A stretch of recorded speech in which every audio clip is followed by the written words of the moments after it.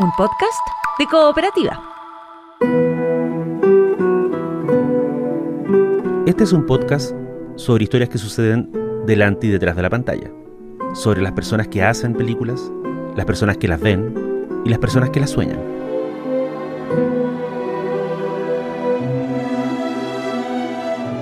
Soy Daniel Villalobos y esto es El Contador de Películas.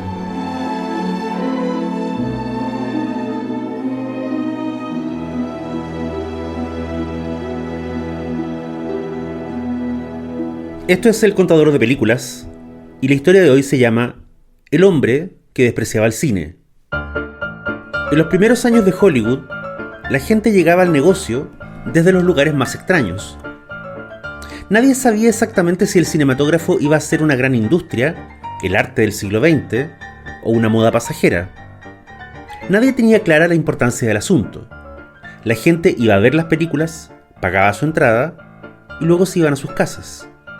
¿Había mérito estético en esa industria? ¿Era una industria?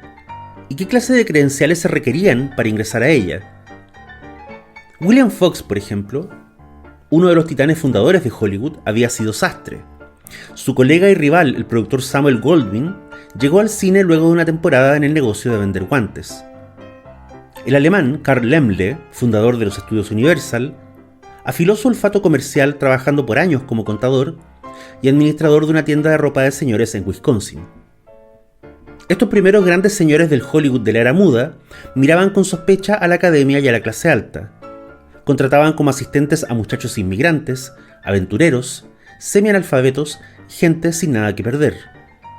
Quizás no eran populistas, pero su moral y su actividad giraban en torno a lo popular. Su público era el bajo pueblo, y sus estrellas no venían del teatro de Shakespeare, sino del vodevil. A veces incluso venían de prostíbulos, cabarets y casinos. Por eso, cuando un recién llegado apareció en Hollywood en 1926 para hacerse cargo de una de las nacientes productoras de cine, el resto de los titanes arrugaron la nariz.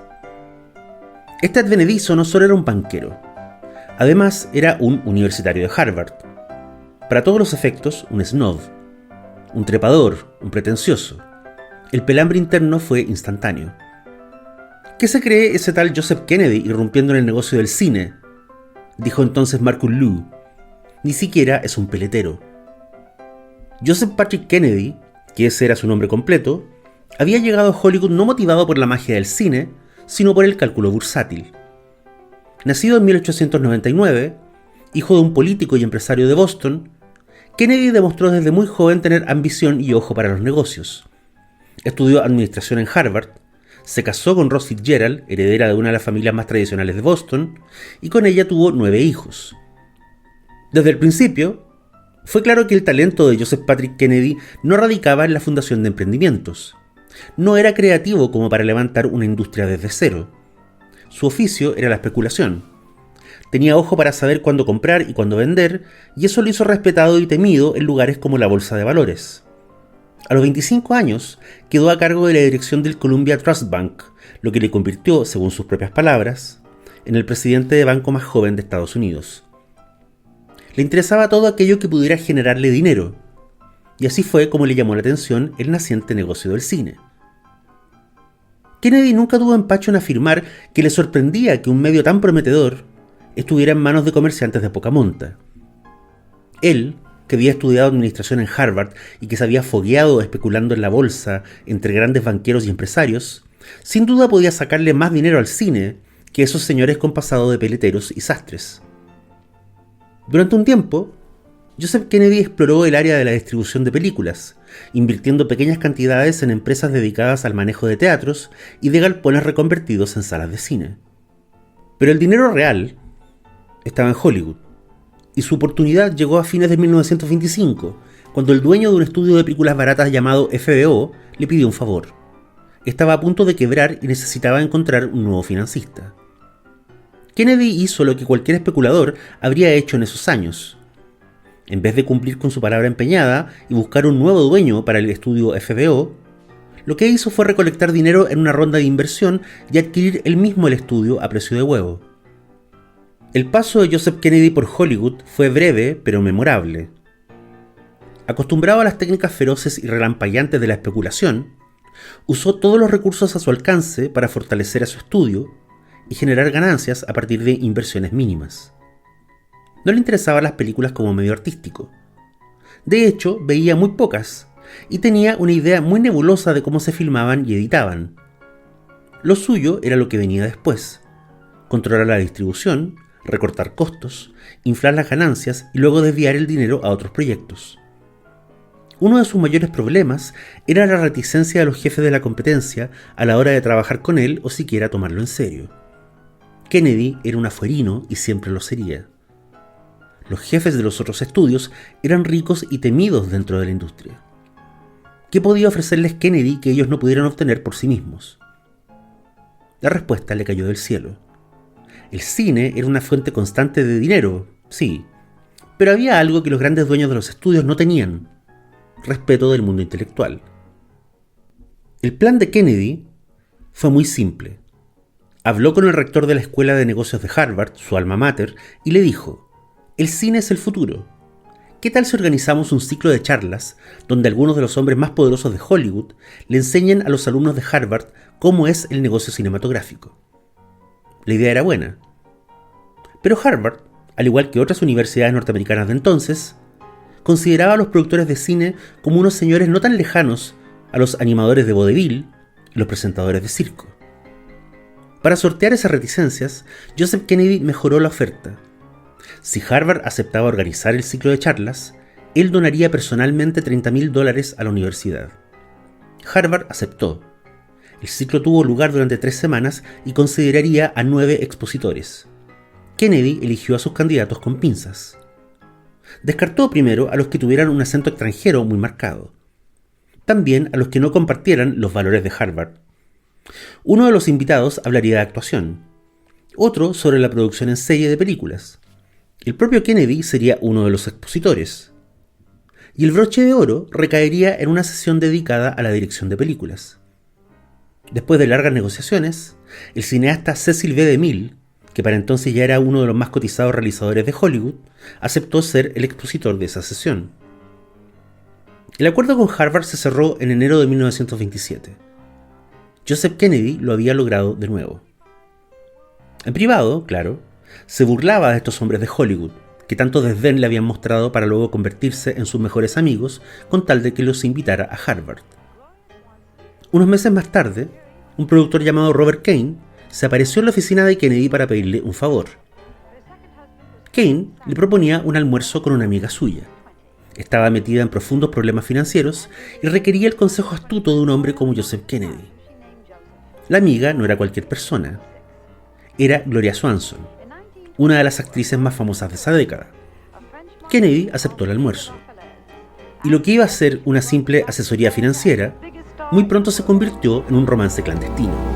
But in 1927, while still married, she met a Boston businessman named Joseph Kennedy, who wanted to become a movie mogul and produce Swanson Pictures. Kennedy estaba casado, por supuesto, y a Gloria Swanson tampoco le interesaba tener una relación oficial con el productor. Joseph Kennedy sabe tanto de hacer películas como yo de pilotar aviones, diría la actriz tiempo más tarde. La relación entre ambos duró 3 años, si le creemos a la propia Swanson, que habló del romance en una autobiografía publicada en 1980, cuando Joseph Kennedy llevaba 11 años muerto. Los hijos de Joseph, el famoso y hoy legendario clan Kennedy, nunca se refirieron a la relación del patriarca con la actriz. Lo que sí es digno de mencionar es que en su libro, Gloria Swanson se detiene más de una vez en lo superficial que era Joseph en todo lo que tenía que ver con las películas. Puedo convertirte en una estrella más grande aún de lo que eres, y lo puedo hacer sin esfuerzo, le dijo Kennedy a Swanson en el momento más tórrido de la relación. Ella lo consideró un fanfarrón, pero decidió tomarle la palabra. La actriz quería trabajar con Erich von Stroheim, a quien consideraba, con mucha lucidez, como el mejor director del mundo. Joseph Kennedy sacó adelante el proyecto. La película se llamó La Reina Kelly y terminó de hundir la carrera de von Stroheim en Hollywood. Gloria Swanson hired him to direct Queen Kelly. Joseph Kennedy backed it, but no matter how much money he poured in, Stroheim spent more. El rodaje fue infernal. El director se peleó con la actriz, ella se peleó con los productores, Hubo que poner toda la filmación en pausa por varias semanas y el resultado no dejó contento a nadie, ni siquiera a Joseph Kennedy. Él había apostado por una película fastuosa y romántica y se había encontrado con un filme de von Stroheim, es decir, un drama exigente, complejo, plagado de grandes escenas, pero también muy lejano al gusto popular. Quien intentó salvar la película supervisando una versión para estrenarse en Europa fue Gloria Swanson, no Joseph Kennedy. A esas alturas, su interés estaba decayendo. El negocio del cine tenía ribetes demasiado complejos y estaba sometido a demasiados percances y caprichos del azar. Había otras áreas del capital, donde se podía ganar mucho más dinero, sin tener que estar pendiente del ego de un director o de una actriz. El romance con la Swanson ya estaba liquidado. La reina Kelly, la película que supuestamente la iba a convertir en la estrella más grande del mundo, se convirtió en un filme maldito, que tuvo varias versiones en distintos mercados y que jamás recuperó los costos de la producción. Muchos años más tarde, en 1950, la reina Kelly tendría una postdata muy extraña. El director Billy Wilder y su guionista Charlie Brackett andaban en busca de una actriz madura que pudiera interpretar a Norma Desmond, una diva retirada que vive añorando sus días de gloria. Fue el director George Cukor quien les dijo a Wilder y Brackett: la actriz que andan buscando es Gloria Swanson. Vive en Nueva York, donde hace radio y obras de teatro. Swanson resultó ser la elección perfecta, y con ella en el elenco era natural que para el rol de su mayordomo reclutaran al mismísimo Erich von Stroheim. La película, obvio, era Sunset Boulevard. Y una de sus mejores escenas ocurre cuando el mayordomo, von Stroheim, carga en el proyector del living de la mansión de Norma Desmond una de las tantas películas que hiciera la diva en sus viejos tiempos. El fragmento que vemos entonces corresponde a una escena de la reina Kelly. Y ahí, en ese momento, director y actriz, autor y estrella, ven el trabajo conjunto que hicieron en los años del cine mudo. I just want to tell you all how happy I am to be back in the studio, making a picture again. You don't know how much I've missed all of you. And I promise you I'll never desert you again. La reina Kelly, entienden, es una reliquia. Y ellos también lo son. Es Sunset Boulevard, que es al mismo tiempo comedia, thriller, fábula y tragedia. Es además un milagro que le permitió a la Swanson despedirse de Hollywood en pantalla. Ese fue el epílogo de los artistas. El epílogo del productor, el epílogo del paso de Joseph Kennedy por Hollywood, fue bastante más sombrío. Ocurrió casi 30 años después de la filmación de la reina Kelly. Para ese entonces, Joseph era un patriarca viejo y respetado, y sus hijos se preparaban para tomar el control ya no de los negocios familiares, sino de los poderes del Estado. Uno de esos hijos protagonizó una película. Lo hizo de forma involuntaria y sin tener tiempo de ensayar. La película es un cortometraje de 26 segundos, filmado con una cámara de 8 milímetros, modelo 414 PD Bell & Howell Sumatic. Quien filmó el cortometraje fue un señor llamado Abraham Zapruder, que de hecho trabajaba en el negocio de la ropa y las telas. From Dallas, Texas, the flash, apparently official, President Kennedy died at 1 p.m. Central Standard Time. El hijo de Joseph, claro, era John Fitzgerald Kennedy, y lo que capturó Zapruder ese 22 de noviembre de 1963 en Dallas fue su asesinato. Del corto se hicieron 3 copias. 2 fueron enviadas a Washington por el servicio secreto. La tercera copia quedó en manos de Zapruder. Menos de 48 horas después del asesinato de John Fitzgerald Kennedy, la revista Life compró todos los derechos del cortometraje por una suma cercana a los $150,000. La película Zapruder pasó a ser la pieza de evidencia más importante en la historia criminal de Norteamérica en el siglo XX. I saw the motorcycles, then the car approached, and Jacqueline and the president were waving.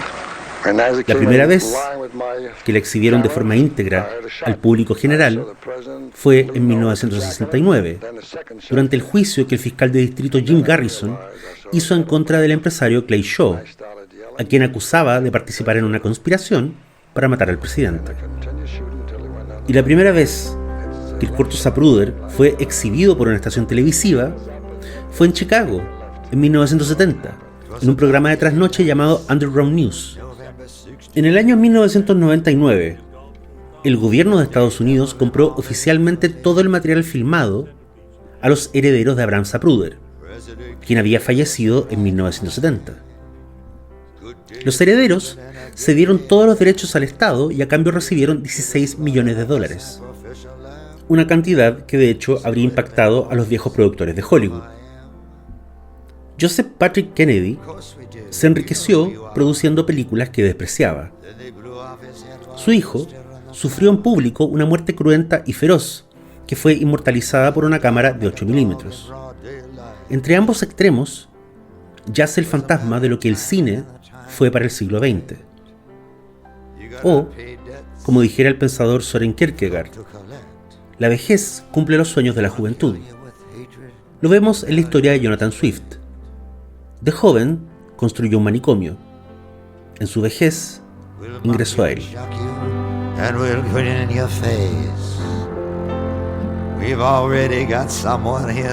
Soy Daniel Villalobos y esto fue El Contador de Películas. Hasta la próxima. The day they blew out the brains of the king, thousands were watching, no one saw a thing. It happened so quickly, so quick by surprise.